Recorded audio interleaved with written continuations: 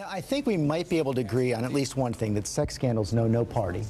No, that's true, but I would say, consistent with the theme of my book, The Liberals Behave Like a Mob, that conservatives respond to their sex scandals differently because we don't elevate our leaders. There isn't a sort of messiah worship, a mob characteristic. We're worried about being consistent. We aren't comfortable with contradictory thinking.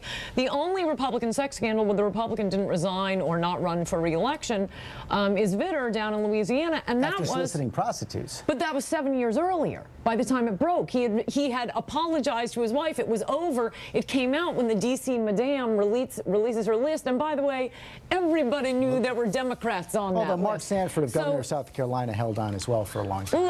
A brief time, but the basic Republican response is not to attack the person who just releases. All of the reporting on this last week was to attack Andrew Breitbart, attack some random hack. Let's get to the book. Demonic, How the Liberal Mob is Endangering America. You write, and I think this is a fair quote to pull from the book. You say basically Republicans are the party of peaceful order, Democrats are the party of noisy, violent mobs, and you say that's rooted in Democrats following the French Revolution, Republicans following the American Revolution. Explain that. Yes, well, the first part is sort of a psychological profile of the left. So even liberals who are wondering why they behave the way they behave might want to read it because it explains it. And it's all mob psychology from this French psychologist or social psychologist, Gustave Le Bon, who is the father of groupthink, and Hitler and Mussolini studied him to learn how to incite mobs. And as I was reading it, I read a lot of books on mobs and groupthink. I mean, everything, it just describes the behavioral patterns of the left. And then the middle section, I go through, well, the American tradition, which is to write arguments, like the Declaration of Independence. That's what we celebrate. What did the French celebrate? Bastille Day, where a bunch of lunatics storm an empty prison because they thought it was unsightly and it was based on rumors. And if you look at the history of the left in this country, including the Klan in the South, which was Democratic, contrary to revisionist histories on that. Started out Democratic, but turned very quickly. But you also not to Republican. You take on the civil rights movement, and that's where it seems you fall into some contradictions. You seem to suggest that is part of the mob, yet this was a peaceful mob almost entirely, yet you seem to express some kind of understanding for anti-abortion protesters who use violence.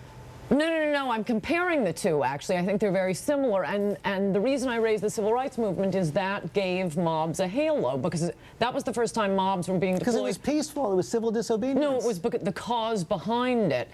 Up until then, from the beginning of the revolution to the Shays Rebellion to the draft riots here in New York City by Democrats lynching blacks, it was always the left, it was Democrats, the SDS, the Weathermen. It was mobs have always been a bad thing. Civil rights movement was the first time in this country it started to give street protests. I mean, not all street protests are going to be a mob, but my point on this, well, two different things. One is comparing Martin Luther King to Thurgood Marshall, who, sort of surprising to me, became a hero of this book, because when I was in law school, he was just signing on to all the opinions with Justice Brennan. I just thought of him as a liberal.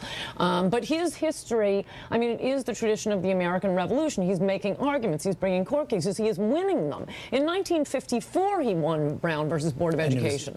If there had been Republican presidents for that 9 years from 60 to 68, you never would have had to have a civil rights movement.